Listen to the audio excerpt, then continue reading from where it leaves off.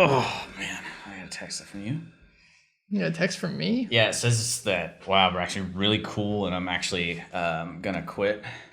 I didn't send that. Who else is... Am I the fake, or is that the fake? I don't know. I don't know if you're the fake. I don't know if I'm the fake, but it said, anytime there's revenue that comes into this, it should all go to you. I mean, and you do all of the work in the podcast, which is very incorrect, I will say right now, actually. He does a lot more prep than I do. But no, I've been playing a shitload of Elden Ring, so we decided... Much more than last time. You've now sunk more into... I've not, unfortunately. I've been wanting to. You've been a busy boy. I know. I've been wanting to play it. I've been thinking about it when I'm not playing it. Yeah. What do you want? I mean, what's the part of it that is it just like new video game? You're like, I want to play it. I want to get into it. Or is there a particular thing that's... I just am enjoying it. Enjoying my time in the world, exploring and having fun. And there's like, you start making like checklists of stuff. It's like, all right, next time I play, I want to go there. And so I'm excited to see what's over there. What? You want to get married in the game? Can you? Yeah. Whoa, you can get hugged in the game too, and that's pretty exciting. No, do you know what that does? I do know. Okay, yeah, don't do that. But hugs are nice. No, dude, I got married today. That's nice. I was not expecting it. Reminds me of... it was very quick. Fable? No, it wasn't like Fable. You get married in Fable. It wasn't like that exactly. Like I don't know if there's multiple options, more menacing. But you know how the Moonlight Greatsword is in every one of these games, right? This is the quest line for that. Oh, nice. You got to get married to get the Moonlight Greatsword? Well, it's more like...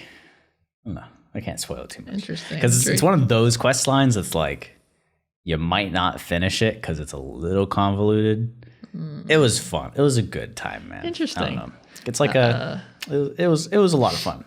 I'm tired this week, though. Yeah? You know, it's been a busy week, and the world's in a crazy place, and there's a lot going on. So I've got a really full beard.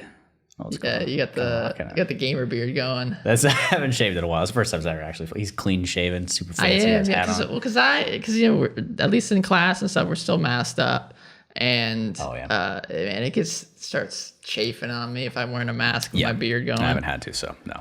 But why are you tired? I've been working all the week.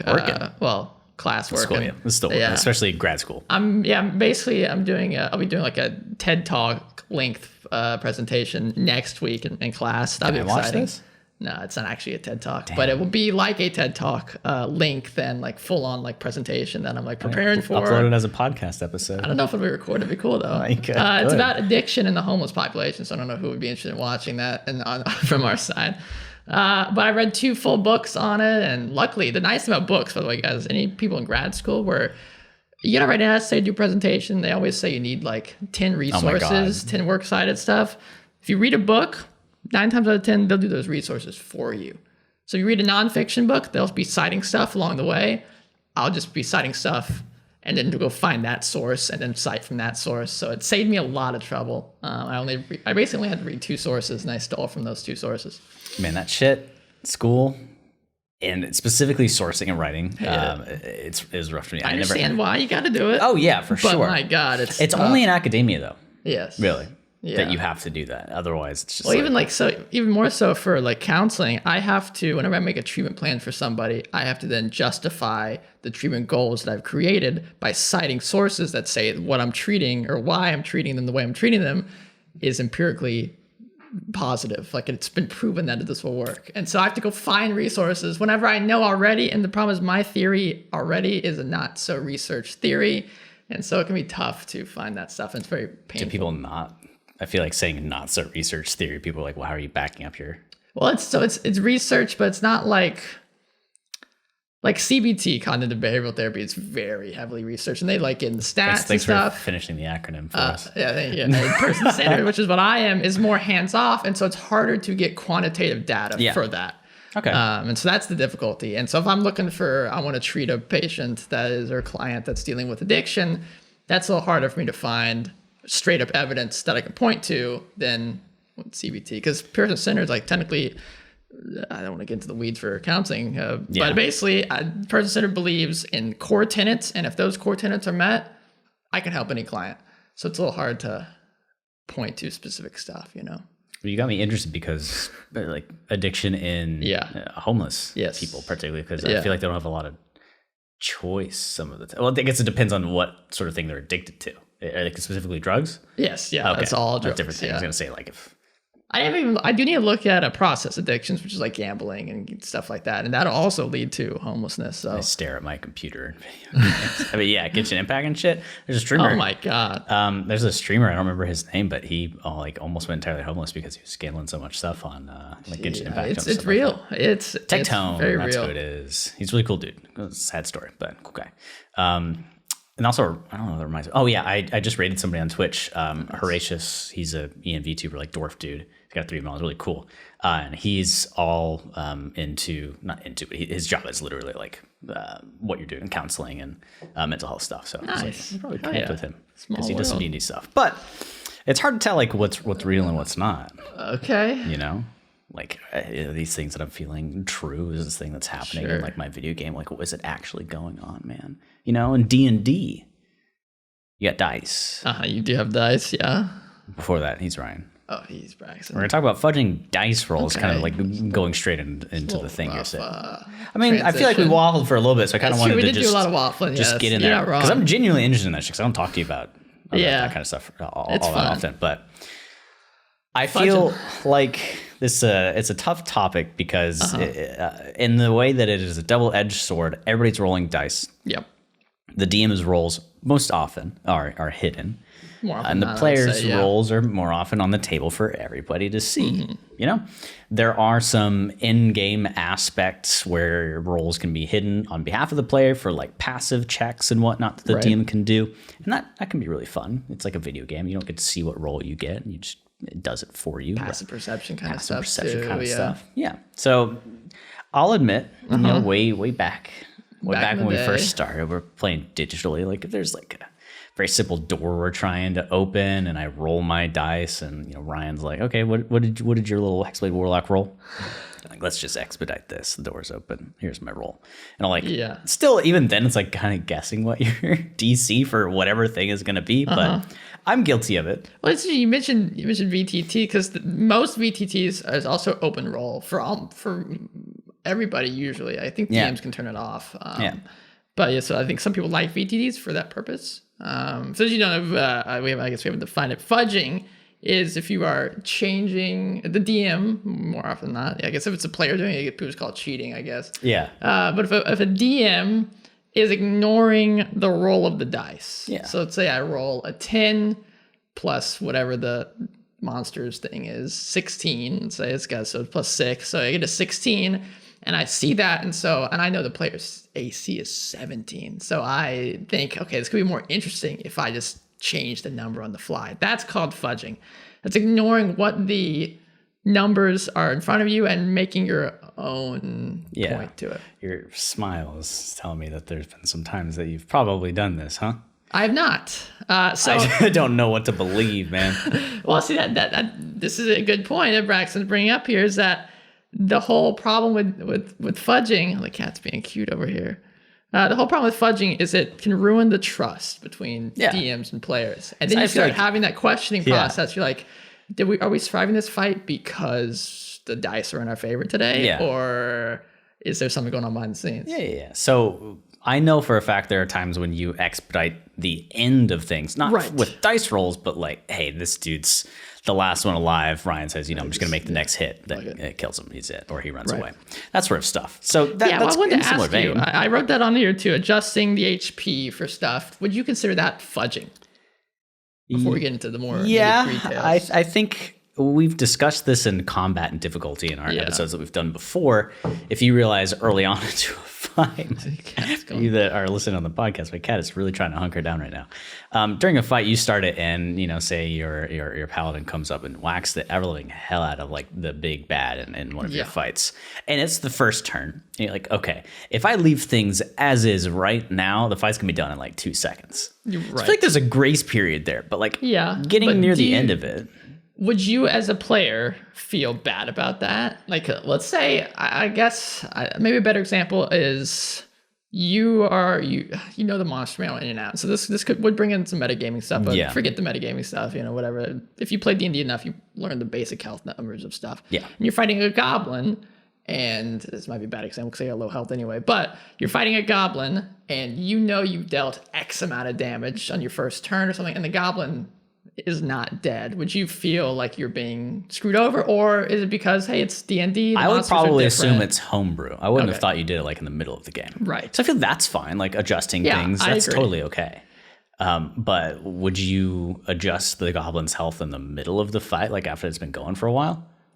I would never decide to just suddenly make it like super high or anything like that. Same with like damage stuff. If I realize I'm not doing enough damage, I'm not doing enough damage. I can like suddenly say, okay, so I didn't do enough damage this turn. Let's just suddenly change that 4 to a 8 or something. Yeah. Because that's not fun either.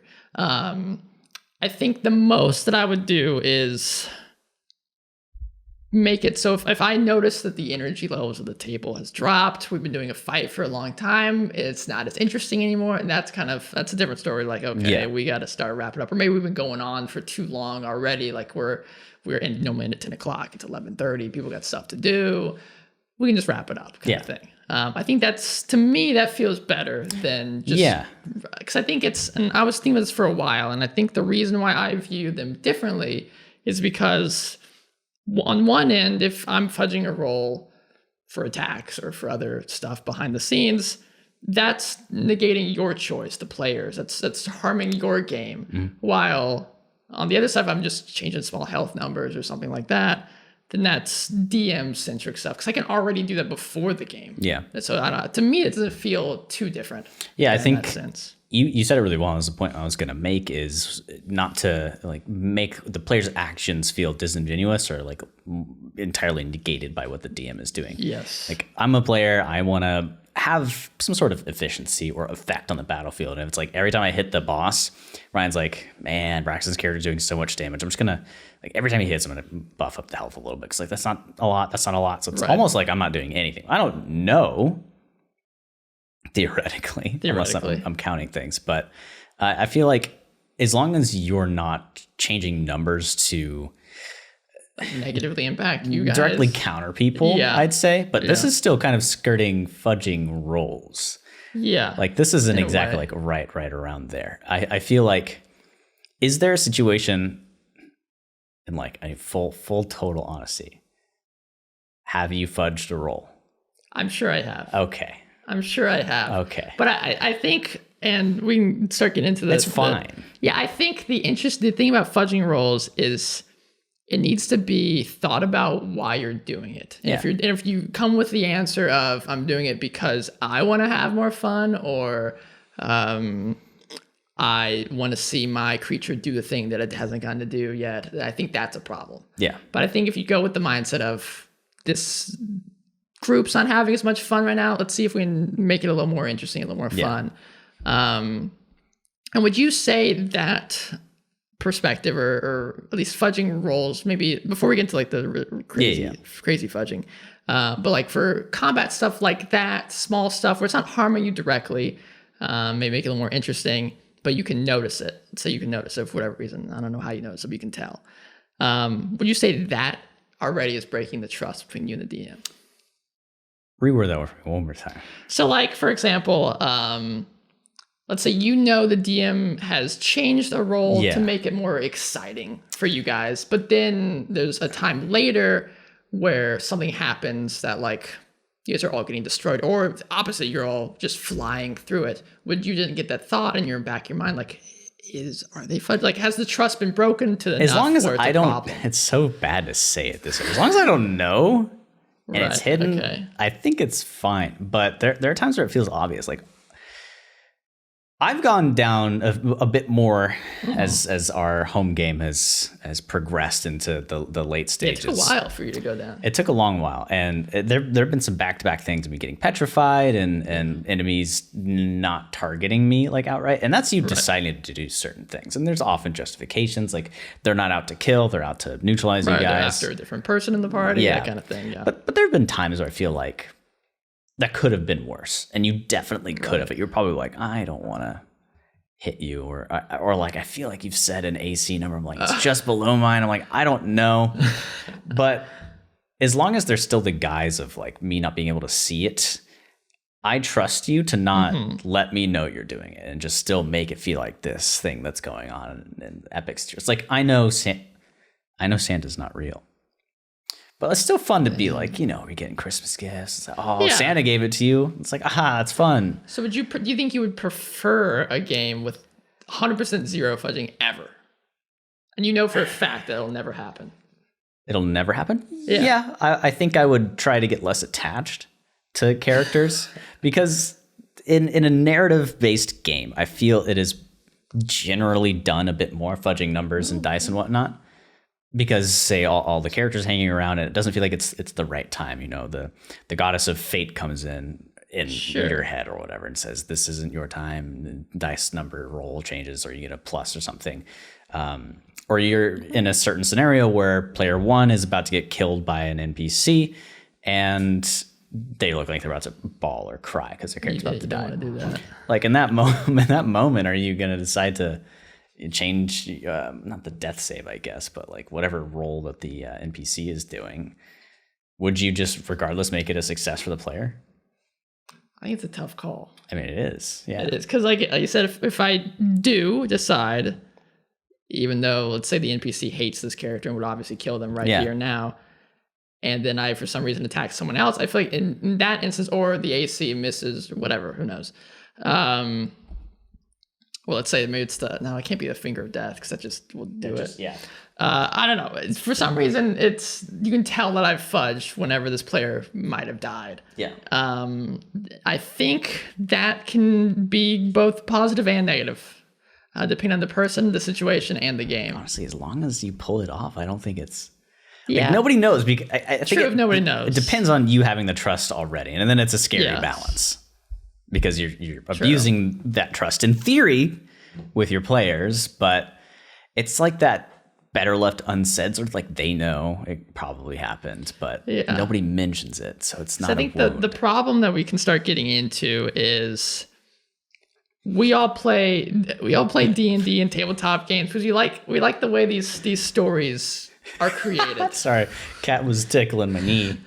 We like the way these stories are created. We don't like because if you want to go play a video game or watch a movie and the story's going to happen the same way either way, or you can make small decisions here and there in a video game, we can go do that. We like D&D because of the kind of randomness aspect where maybe the dice are not in your favor today and it's for some reason they just flip around and you come out of a fight that you probably shouldn't have won, or everyone's almost dead and you save everybody.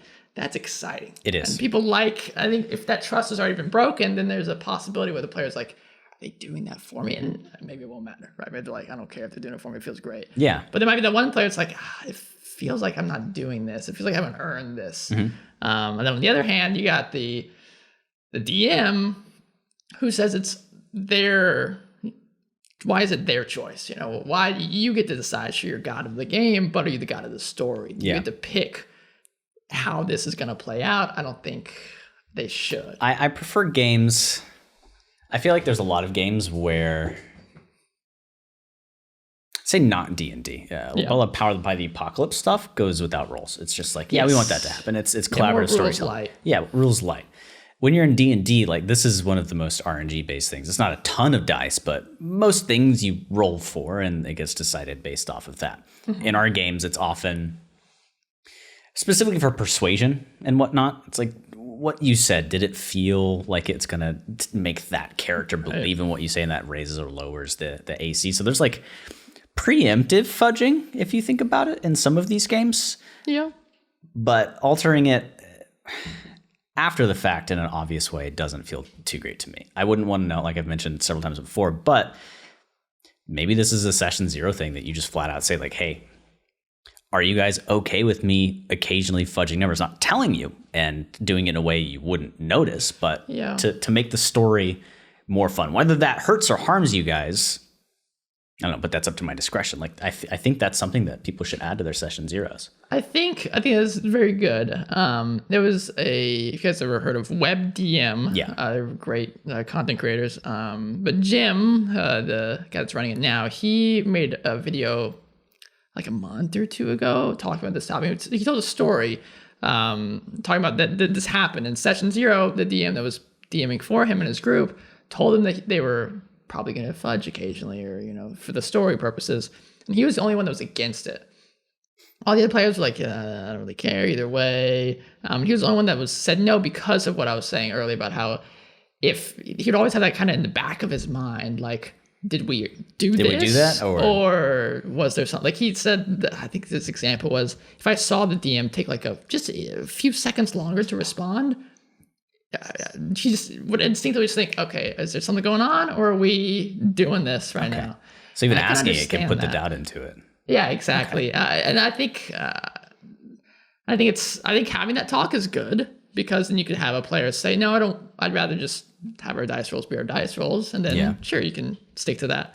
So I don't know. I think it's something that should be talked about for sure. And it creates a different game, where the cat's in a lovey mood. Where I think it makes it, again, like, is the DM the right person to make these calls in the first place? I mean, they are the one making the calls. So the only one who can, to be fair. But should they?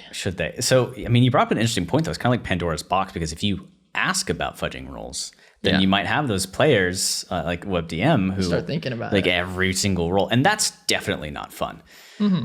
I don't feel like in our games, you would do it in like a really critical situation. No. Like if it was a roll and it was incredibly fair of how it happened and everybody seems okay, like that's going to happen. You would never just do it because of your own vendetta, which you mentioned before. My monster hasn't done the thing that I really wanted to do.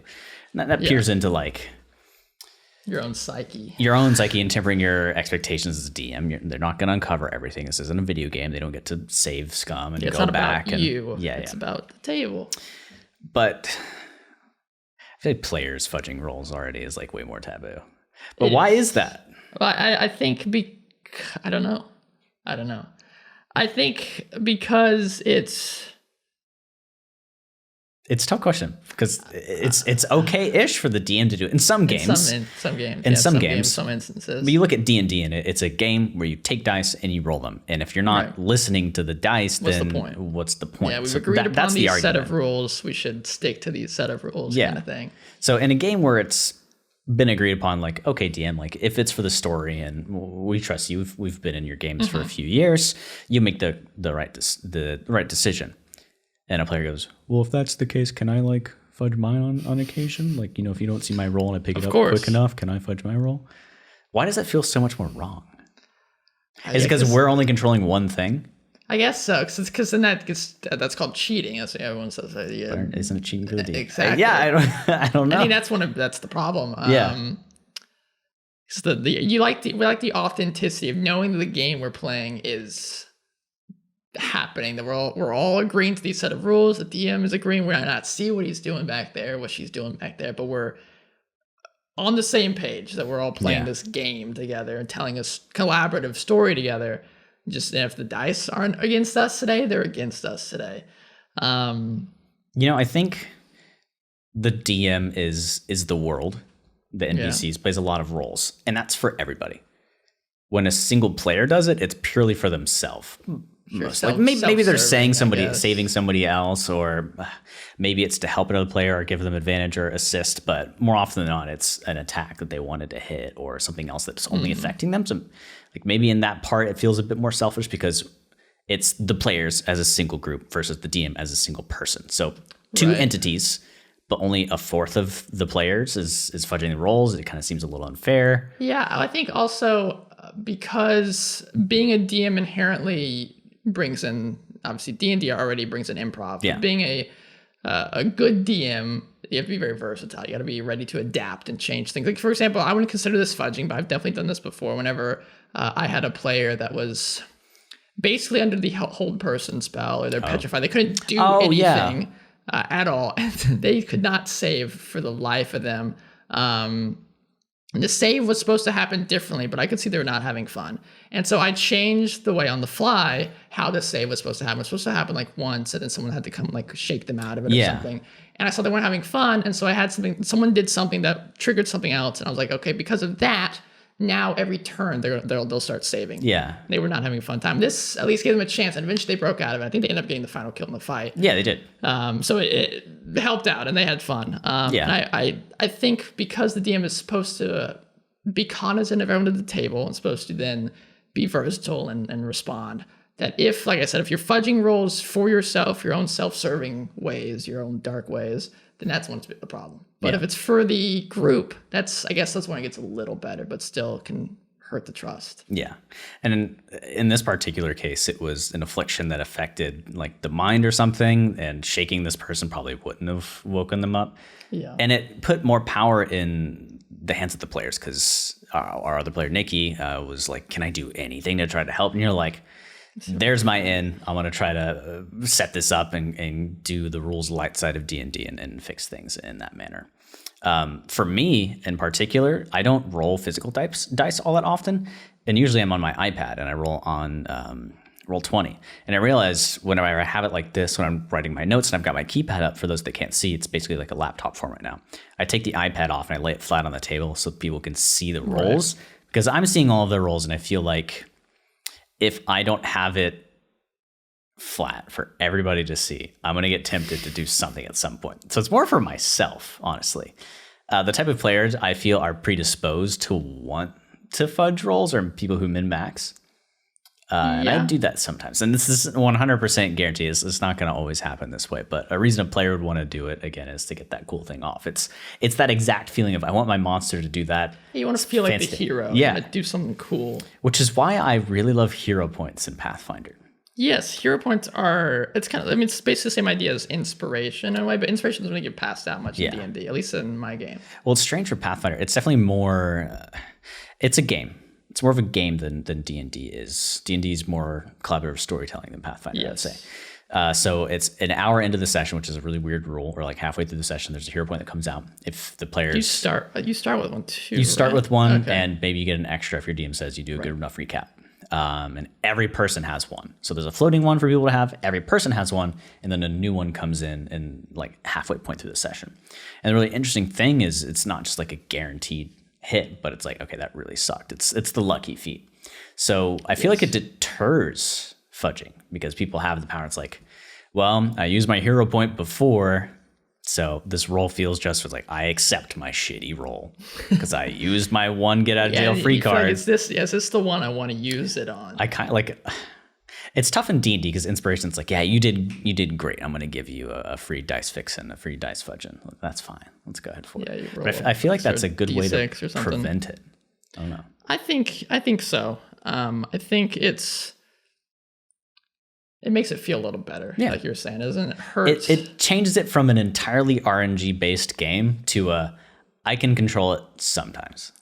Right. But the DM can just do that whenever, I guess, in theory. There are also like uber crit fails in Pathfinder 2nd edition. Like you critically fail on something, it sucks. There's an effect for crit fails.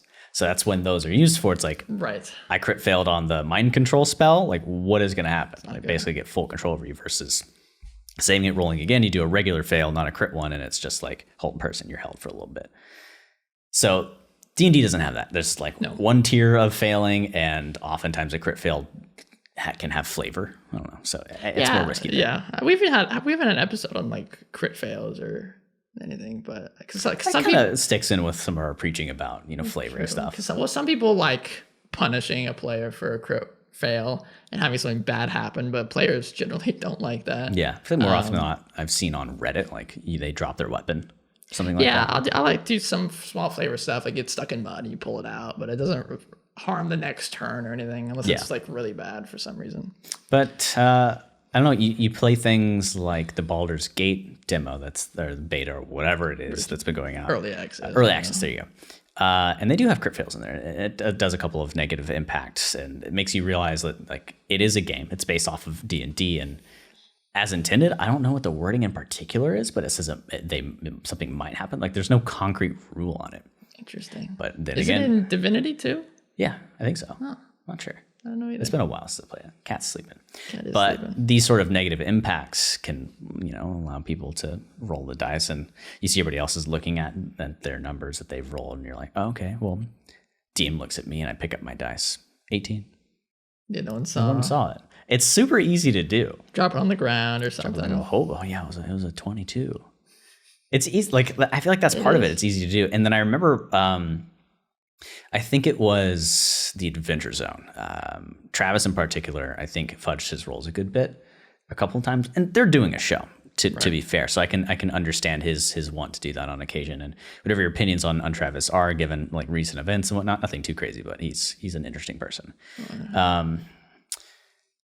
He fudged his rolls, and he like really min-maxed his fighter, so it's a particular archetype of person that's playing D&D, and a lot of the community got really, really upset at him. So there's obviously a portion of people who... So was he transparent that he was... He said he did, yeah. Oh, okay. Yeah, but it's not like it rampantly happened, but they're playing over Discord or over Skype, I think they were doing. Felt like the integrity was ruined. Yeah. So you can see, at least in a TV show format, I guess, people get passionate about it. But I would like to think the people that were vocal and saying, "Oh, I can't believe you would fudge your rolls, that breaks the integrity," also in their games, they probably have that opinion. I feel like it's a majority of people are against it. Yes, I think so. It probably is a negative thing. I mean, we're rolling dice. It's that trust that we set at the beginning of it. Yeah. Which to me, we've kind of talked about already, but to me so we talked about the negatives. So should the DM ever do it? And we talked about it. It's a no there. Wink.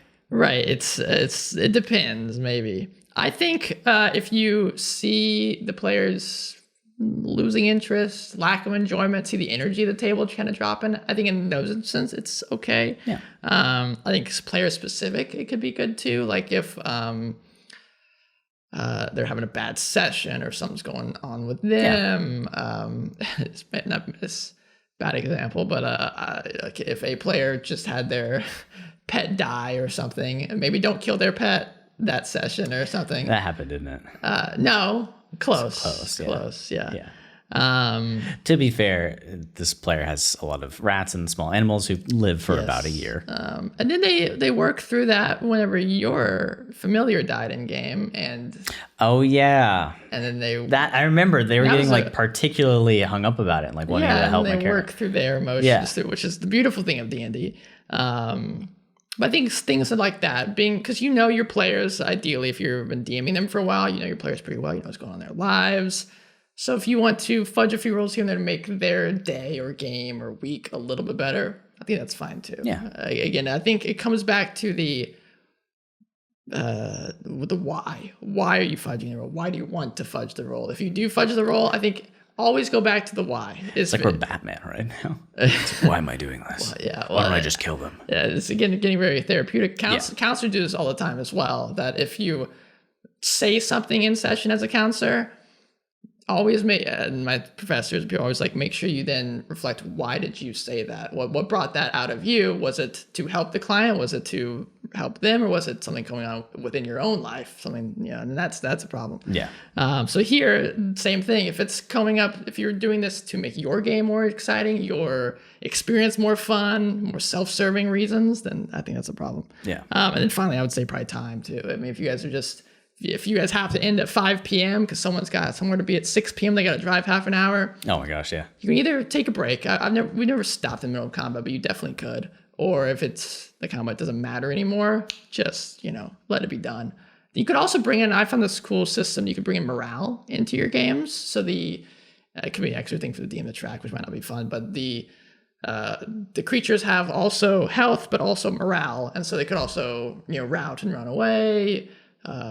Throw their weapons down and surrender, or all sorts of different stuff. So there's other end states for combat. And of course, sometimes players are like, oh, they're running away, I toss my dagger, I want to just kill them anyway. And then you can maybe just quickly go through that. That's an interesting thing too, because you've got the dynamic of kill the ads first, but if you kill the captain of whatever they're doing, they might just run away. So I didn't know goblins, pirates, probably a lot of people that don't have high morale already, like, our guys that's going to pay us is dead. I don't want to fight this anymore. Side topic. Isn't there a Monsters and What They're Doing, second book that came out? There's 3 books. A new one. Yeah, there's 3. The first one is Monsters. Second one's player specific. And then the third one just came out, which is monster specific again. Player specific. Yeah, it's like the players know what they're doing or something. I would hope so. Sometimes it's supposed to help you play the game. I don't know. But that guy does make some amazing stuff. You can find his blog is completely free, but the blog slowed down obviously because he's making books now. Yeah, I think. Oh, I figured this was gonna be a shorter topic, but like, yes, we're definitely doing a shorter episode today. The finance statement. And then we waffle for like 5 hours or something. Yeah, like the main thing to me is what Ryan said before. It's like, why are you doing it? Are you playing the game to live by the dice, the god of the dice, and everything decides that? Your dungeon crawlers. Nice. I think ideally you probably should focus on that. Yeah, but at the same time, I mean, the role as a DM, GM is to make sure that everybody here is having a good time. Right. And whatever that lines up with, whatever session 0 stuff you did, if fudging a roll here or there for the happiness of the table. So maybe last question to pose to you. Oh, okay. Your character is about to die. You've worked on this character for years. Would you rather, and obviously you don't know either way probably, but would you, let's say you find out somehow years from now, and would you rather a fudged die roll so you don't die, or rather you just live and die by the dice? I think it really depends. I would never fudge a death save. Right. Ever. Sure. I would feel really bad about it. Might consider it, but I wouldn't do it. If the DM behind the scenes, like, changes something, and it like got close long enough to hit you again, kind of I'm thing. fine with that. I'm fine with that. If it's something I did, like I go up to an enemy, I whack the shit out of it, the next turn it hits me, and it's like a monster that wants to eat me, and it's got 2 more hits and a bite, I probably knew that. I think there's some leeway here. But if it was like me fighting really valiantly against this vampire lord, and I hit him down, and I'm on my last save, got 1 left, the combat just ends, and theoretically, within that 6 seconds, I would have to do like a ton of saves, like it happened to us on the Dungeon Chronicles. We weren't in combat, and he was downed, so he was going to need to death save every 6 seconds. But obviously, Ryan goes, you know what, they get to you in the next like 30 seconds, and I don't need you to make death saves, or he doesn't mention it. We don't think about it. Theoretically, I probably should have died in this hypothetical situation. But in stuff like that, I think it's okay. If it's me rolling shittily and obviously going into bad situations, I deserve it. I think that. Yeah, and I've killed like I can't remember, or pretty early on, I killed one of our players, or one of our player characters. The creature had 2 attacks. They went down with the first attack. There was no one else around, so it's a mindless creature just attacked her again and pretty much finished her off. Yeah, I think you know us. Like we see a reasonable situation. We know you do. The monsters know what they're doing. I felt bad, but it's like it's what it would do. And I guess that's an example of me not fudging the rolls. I was like, this creature's gonna attack. I think in that case, everybody's thinking the same thing. It's like, this is gonna happen, and if you were to fudge the roll, then it would have felt like, well, that doesn't make sense. Yeah, and I think it works too, maybe to do it early on. Maybe, I don't know. No anime assholes, like Deus Ex stuff. Well, let you guys know, oh, shit's serious. You know, we got to be careful. Because she was all by herself and like far removed from you guys. Like, okay. And then it gives you examples later down the line to think about and maybe strategize. But of course, strategies always fall apart. Well, let me ask you. I don't know if it's necessarily the big bad evil guy, but we've got a really big fight coming up in our home game. Scary. Against a dragon or some sort of celestial being or possibly 2 vampires or everything all at once. Do you foresee any fudges on your end coming up? No, I don't want to. I don't want to. Okay. Because I don't think, like I said, I don't think it makes for I guess it can make for a good story. That's why I think the big takeaway of today is it depends. But I think sticking to the rules of the game and letting the dice go as they go is what makes it interesting. The randomness factor of it. I mean, and that could lead to some pretty one-sided fights on either end sometimes, but that's the fun of D&D, is that it can go either way. Yeah. And you never know what's going to happen. Okay. All right. Well, a little bit of like I don't know what the term is. That's how we feel about fudging dice rolls. I think we're on the ambivalent. We're a bit ambivalent towards it. It's like whatever makes the game fun without making it not feel like we're having the controller in our hands. But I think always, like Braxton said, talk it over with your players for session 0. Put it on the table. If you were definitely not on board, then I would not. Even though they might not know, it's you don't want to hurt their integrity of the game. Those of you that are against fudging, DMs, you get in your session 0, you get your big dice out. You slam that boy on the table. You say, "This is the law." if it is a big deal, you all could just roll in the open. I mean, that's not a. That's why. I mean, that's why I keep my iPad flat. Yeah, I roll some really important rolls in front of everyone because I think it makes it more exciting for them to watch. I think they do that in Dimension 20 as well. That he pulls out like a like the box of Doom or something, and it's for like contested. I remember rolls. that. Yeah, and he rolls like he rolls with them and like. And that's you can fun. See it, and it makes it more exciting, like more intense. Yeah, I've noticed we've got like 1 or 2 players, particularly one that sits. I think she sits across from me, isn't she? Yeah. Yeah, we've been doing this for so many years. Bit but she likes to look at dice rolls and notice that like whether it's distrust or just interest in seeing what people roll, like that, like that's a main reason I have it flat down. I always notice that she's looking. I think she's in the moment, like, oh my god, would they roll? Oh, okay, we're good. So it's like not just for me, but for everybody. I think people like. It adds the rolls. Excitement. Yeah, because there's really something special about. That's why I think VTTs are a little tough. Because you still see it rolled, but it's not in person. The fucking roll 20. Bloop. Right, but it's fun in person whenever someone's like, everyone's just getting around, someone's rolling the dice, and it's like they need this roll to live or die or save everybody, and they just barely succeed or just barely under succeed. I think that's also the problem with fudging like DCs, because if you don't know the straight up DC of whatever you're trying to beat, the DM could change on the fly, and you're like, let's say you needed a 15, you rolled a 14, the DM could say, that's just what you needed or something, and they could change it on the fly. And wait, what? And no one would know. But they might know. Yeah. And so that's when it can get into the wishy-washy of you want the player to have that exciting feeling. Yeah. And if they fail, that can make an exciting story too. So that's okay to fail sometimes. Fail forward. So what he's saying is fudge the DC and AC until they find it and then don't do it anymore. Just flip that shit all around and then they finally touch it and you're fine. You find something that works. Yeah. And then you're like, okay, this is fine. D&D's about dice and about trust. Mm-hmm. But it's just also like life. It's also about social media and whatnot. Not really. I don't know. Maybe if you're like us, you have podcasts. We do have Twitter and Instagram. It's at Dungeon Crawl Pod, I believe. Yeah. I've been on there a little bit. We also have a Discord where people have been jumping in, running some games, be it a 5e Zelda campaign or Pathfinder stuff or homebrew stuff. There have been some people tossing around like a Gladiator 5e class that they want to get testing, but they haven't had enough people to be able to try it out. If you yourself have some homebrew things or you feel like helping people out, making the D&D space a bit more diverse, jump in here, get to know us. It's in the link tree in the description. We also have an email first. So let me jump in there before I get to the finish line. But that's thedungeoncrawlpod@gmail.com for anything else you want to do, businessy stuff, long form stuff. But back at the link tree, we also have a Patreon. We've had some supporters over the past few months. They're scrolling over the screen, whoever you are, however long you've supported us. If you have in the past or have never done it, thank you, regardless, for being here. Hello. Oh, and he doesn't need it, but I want to shout out Brandon Sanderson. Did you see what he did? You know Brandon Sanderson is the author? He doesn't read, he didn't know. Brandon Sanderson, a big fantasy author. He finished the Wheel of Time books after Robert Jordan died, and he has his own incredible series. But he made a video, and everyone was all scared because it was, clickbaity, and people were like, oh no, what's going to happen? So like I have a confession to make or something, I can't remember what it was. But turns out he has like way more books planned than anyone ever expected. He's releasing like 4 new books next year, kickstarting them right now. And it's already like blowing out of the water. So he doesn't need it, but if you like Brandon Sanderson, don't know about that Kickstarter, go check it out. They're pretty cheap to get all 4 books. So it's exciting.